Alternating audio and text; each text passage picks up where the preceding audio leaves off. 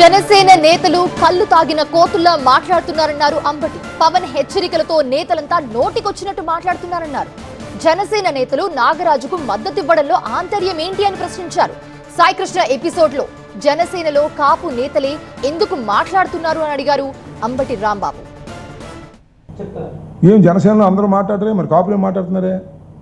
నానాజీ ఆయనే, మరి బొలిశెట్టి శ్రీనివాస్ ఆయనే, దుర్గేష్ ఆయనే, కాపులు మాట్లాడుతున్నారు. మరి కడవ లేరా?